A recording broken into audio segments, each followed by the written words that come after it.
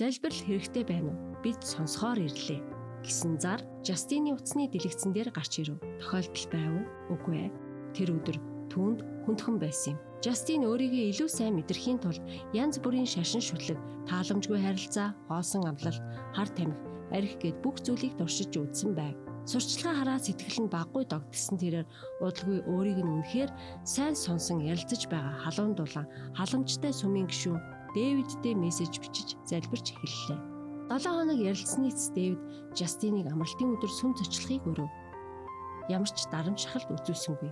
Зүгээр л нээлттэй урилга байсан юм. Жастин эргэлзсэн ч эцэст нь зөвшөөрөв.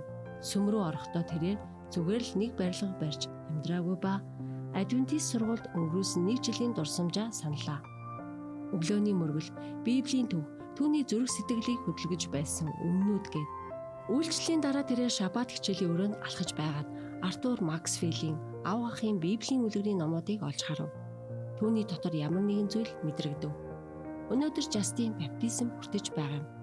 Учир нь ариун сүнс түүнийг орон нутгийн сүмдэх бодит хүмүүстэй холбож хиймэл оюун ухаан биш бодит хүмүүсийг медиа үйлчлэлд ашигласан.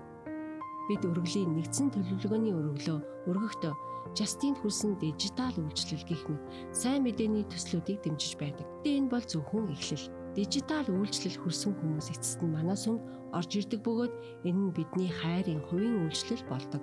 Жастины төв бидэнд сайн мэдээг үндэстэн, ов хаймаг, хил, ард түмэнтэй хуваалцахыг хүсвэл Есүсийн төлөөх бидний үүс болон бидний хувийн оролцоо зэрэгцэн явах ёстойг сануулдаг. Бид 11-гээ буцаан өгч Бурханд амлалт өгөхдөө эргэн тойрон хэн нэгэн Жастин шиг зөв замаа ирж хайж байж магадгүй гэдгийг санацгаая.